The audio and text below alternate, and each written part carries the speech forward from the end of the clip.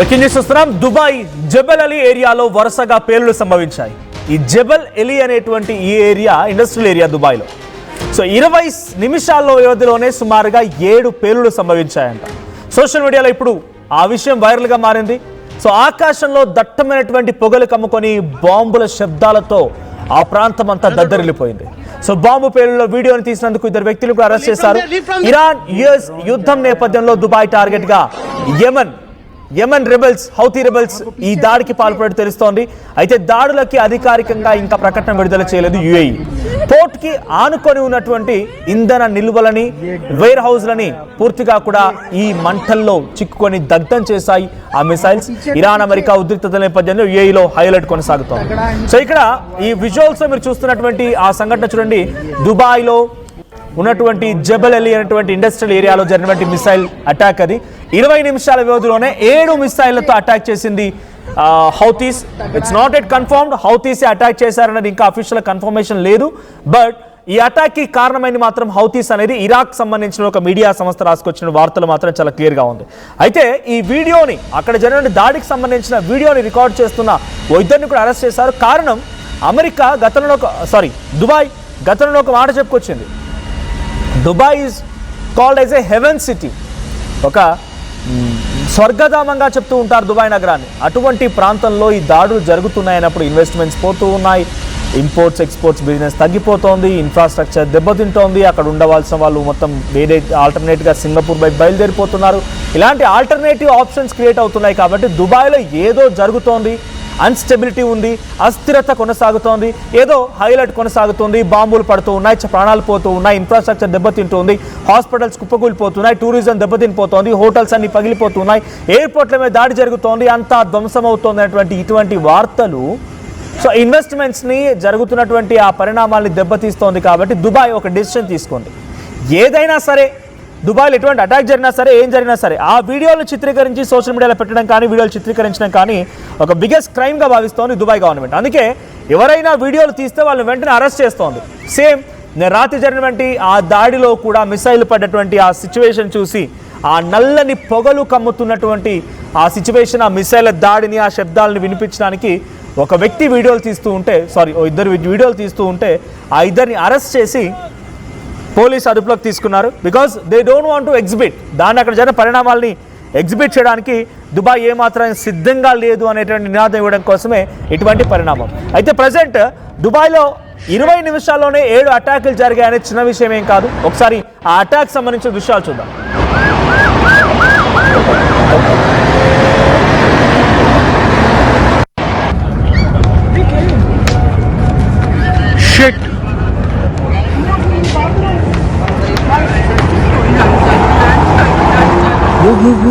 Move. Nikal. Another drone. Boss. Go, leave from there.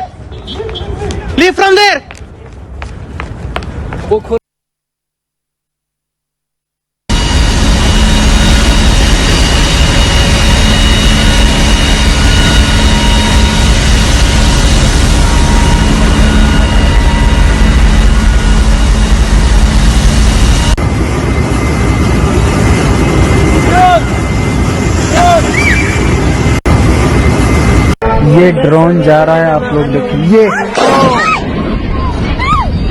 भागो, पीछे बहुत तगड़ा ही धमाका हुआ है यहाँ बहरीन में। देख लीजिए, ये ड्रोन जा रहा है, आप लोग देखिए।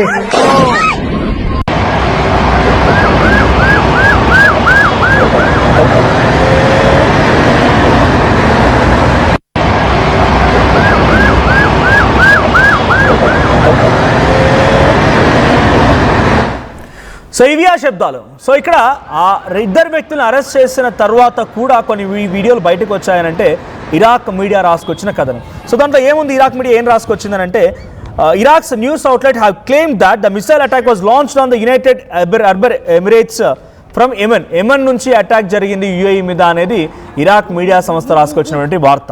So the ongoing US Iran war నేపథ్యంలో ఈ ఒక యుఏఈ డెఫినెట్గా అమెరికాకు సపోర్ట్ చేస్తున్న భావనలో మొదటి నుంచి ఇరాన్ ఉంది. మరి ఇరాన్కి దుబాయ్ అటాక్ చేయలేదు కదా, ఎమెన్స్ అటాక్ చేశారు కదా అంటే ఎమెన్స్లో ఉన్నటువంటి Houthi rebels they are nothing but the Iran's proxy country. So Emirati media అనేటువంటి ఒక మీడియా సంస్థ నుంచి వచ్చినటువంటి కథనం ఇది. So NSA thermal imagery meanwhile indicating a fire erupted at a warehouse adjacent to the port that was used for fuel storage and transfer. So అక్కడ near by అటువంటి fuel storage పై కూడా దాడులు జరిగాయి. భయంకరమైన మంటలు కక్కుతూ భయంకరమైనటువంటి నల్లని పొగల ప్రాంతం అంతా విస్తరించాయని రాసుకొచ్చింది. No casualty or damage figures from the incident were immediately available. అక్కడ జరిగినటువంటి మరణాల సంఖ్య కానీ గాయపడ్డ వారి సంఖ్య కానీ ఏదైనా ఫిజికల్ డ్యామేజ్ రూపంగా ప్రాపర్టీ వాల్యూ కానీ ఇంకెక్కడ కూడా అఫీషియల్ అనౌన్స్ చేయలేదనేది దీంట్లో చెప్తున్నారు. సో సోషల్ మీడియాలో సర్క్యులేట్ అవుతున్న ఈ వీడియోలు ఇప్పుడు దుబాయ్పై అటాక్ జరిగిందనడానికి ఒక నిదర్శనంగా ఉంది. కానీ దీని తాలూకు ఎటువంటి అఫీషియల్ నోట్ కానీ అటు దుబాయ్ నుంచి లేదు, ఇటువైపు యెమెన్ హౌతీల నుంచి కూడా లేదు. ఇకపోతే జబల్ అలే లొకేటెడ్ రఫ్లీ 25 miles to the south west of Dubai city centre. Jebel Ali అనేటువంటి ఈ ఇండస్ట్రియల్ ఏరియా 25 కిలోమీటర్ల దూరంలో ఉంటుందట సౌత్ వెస్ట్ దుబాయ్ సిటీకి 25 కిలోమీటర్ల దూరంలో ఉంటుంది. It is the home to the artificial palm Jebel Ali and a free trade zone next to the world's largest man made harbour. So international shipping can flow freely. Jebel Ali అనేటువంటి industrial ఏరియాకి సమీపంగా ఒక port కూడా ఉంది.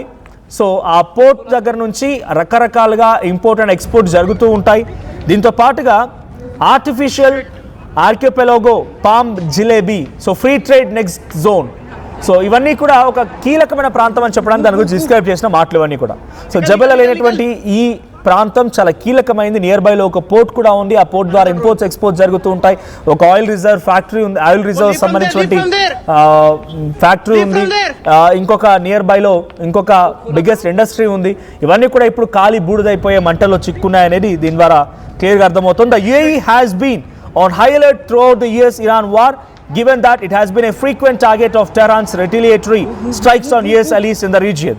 So మేము ఎప్పుడు కూడా target అవుతామనేది ముందుగానే దుబాయ్ భావించిందట. ఆ విషయాన్ని కూడా ఆ అంశంలో ప్రస్తావించారు. సో ఎప్పటికైనా మేము టార్గెట్ అవుతాం బికాస్ యుఎస్ అమెరికా వార్ జరుగుతున్న పరిణామాలలో డెఫినెట్గా ఆ రిటిలియేషన్లో భాగంగా అమెరికాపై డైరెక్ట్ అటాక్ చేయలేక మేమే వాళ్ళ టార్గెట్ అవుతామనేది మాకు మొదటి నుంచి కూడా తెలుసు అనేది ఆ వార్తలో రాసుకొచ్చిన అంశం. సో దుబాయ్ కూడా బహుశా అదే భావిస్తూ ఉంటుంది. The haven city is now become a big city of Iran's target continuously with missiles. So మిసైళ్లతో కంటిన్యూస్గా దాడి చేయడానికి ఒక హెవెన్ సిటీ ఇప్పుడు ఒక టార్గెట్ అయిపోయింది ఇరాన్ దేశానికి అనడానికి ఒక బిగ్గెస్ట్ ఎగ్జాంపుల్ ఇది. వరుసగా దాడులు జరుగుతున్నాయి, 1 కాదు 2 కాదు, చాలా సందర్భాల్లో. ఆల్టర్నేట్గా దుబాయ్ సిటీకి సింగపూర్ని మార్చేసుకున్నారు చాలామంది ట్రేడర్స్ కానీ బిజినెస్ మ్యాన్స్ కానీ, హూఎవర్ తమ లైవ్లీహుడ్ కోసం అక్కడ వెళ్ళాలనుకున్న వాళ్ళు కానీ ఏకంగా వాళ్ళ డెస్టినేషన్ చేంజ్ చేసుకున్నారు. దుబాయ్లో ఇరాన్కి సమీపంగా ఇన్ఫ్యాక్ట్ కొంత మీరు గూగుల్ మ్యాప్ లేదా మ్యాప్స్ కనుక చూస్తే డెఫినెట్గా ఇరాన్కి సౌదీ అయినా కొంచెం దూరంలో ఉంటుంది, కానీ ఓమన్ అండ్ దుబాయ్ ఈ ప్రాంతాలు మాత్రం చాలా వెరీ నియర్ బైగా ఉంటాయి. Very short distance, maybe approximately ఒక 250 to 300 కిలోమీటర్స్ దూరంలో ఉంటాయి. సో ఈజీగా ఒక మిడ్ రేంజ్ మిసైల్తో వాటిని ఢీ కొట్టవచ్చు. సో అందుకే Dubai is a very nearest target to Iran. So డైరెక్ట్గా అమెరికాపై అటాక్ చేయకపోయినా అమెరికాకు సంబంధించినటువంటి మిత్రత్వంలో ఉన్నటువంటి దుబాయ్పై అటాక్ చేయడం మాత్రం చాలా తేలికపాటి, అందుకే అటాక్స్ జరుగుతూ ఉన్నాయి. సో చాలామంది ఏమంటున్నారంటే, ఇక్కడ కామెంట్ చూశాను, నేరెళ్ళ గిరిప్రసాద్ గారు అంట ఫేక్ అని కామెంట్ చేశారు. నేనేమంటున్నానంటే ఇఫ్ ఎట్ ఆల్ పాసిబుల్ మీరు ఒకసారి కనుక మా స్మార్ట్ ఫోన్ చేతిలో ఉంటే గూగుల్లో ఒక టైప్ చేయండి, 7 blasts in 20 minutes video shows explosion in Dubai amid Iran war. So at least ఈ టైప్ చేయండి, 7 blasts in 20 minutes అని టైప్ చేయండి. డెఫినెట్గా మీకు దానికి సంబంధించిన news articles, international news articles అన్నీ కూడా వచ్చే అవకాశం ఉంది. సో ఈ వీడియోస్ ఎందుకు వైరల్ అవ్వడం లేదు అని అంటే, దుబాయ్లో జరిగేటువంటి అటాక్ సంబంధించి వీడియోస్ వైరల్ అవ్వకపోవడానికి, సోషల్ మీడియాలో సర్క్యులేట్ అవ్వకపోవడానికి ఒకే ఒక రీజన్, జస్ట్ అక్కడ జరిగినటువంటి సంఘటన కనుక పబ్లిక్లోకి తీసుకువెళ్తే దుబాయ్ సిటీ పైన ఒక దురభిప్రాయం ఏర్పడుతుంది. దుబాయ్లో సేఫ్టీ కాదు అనే భావన పబ్లిక్లో కలుగుతుంది. కాబట్టి అలా కలగకుండా ఉండాలి అన్నప్పుడు డెఫినెట్గా ఇటువంటి వీడియోస్ సర్క్యులేట్ చేయకూడదు.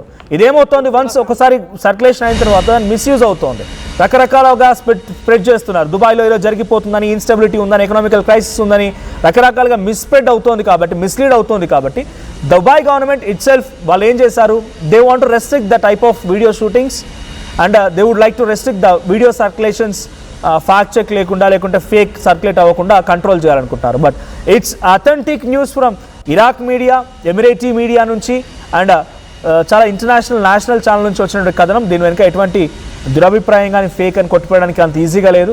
ఆర్టీ 1కి 4 సార్లు ధృవీకరించుకున్న తర్వాతనే ఈ వార్తను మీకు ప్రచురిస్తోంది. సో ప్రజెంట్ దుబాయ్ జబెల్ అలీ అనేటువంటి ఆ ఇండస్ట్రీ ఏరియాపై జరిగినటువంటి అటాక్ 20 నిమిషాల్లో 7 మిసైళ్లు దూసుకొచ్చి చాలా భయంకరమైనటువంటి విధ్వంసాన్ని సృష్టించాయి. ఇప్పటివరకు క్యాజువాలిటీస్ కానీ వాళ్ళకి హెల్త్ రిస్క్ కానీ ఎటువంటి విధంగా అనౌన్స్ చేయలేదు.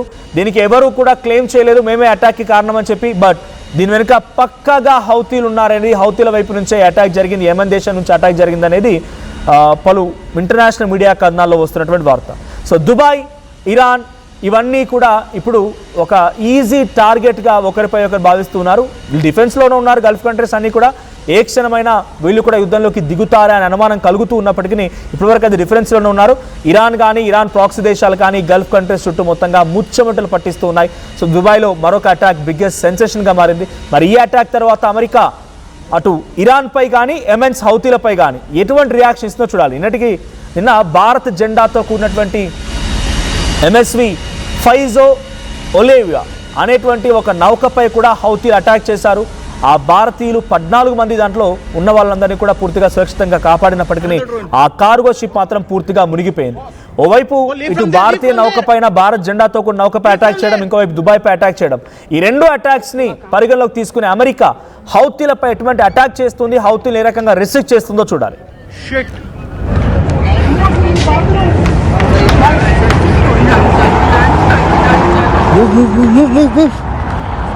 निकल निकल निकल निकल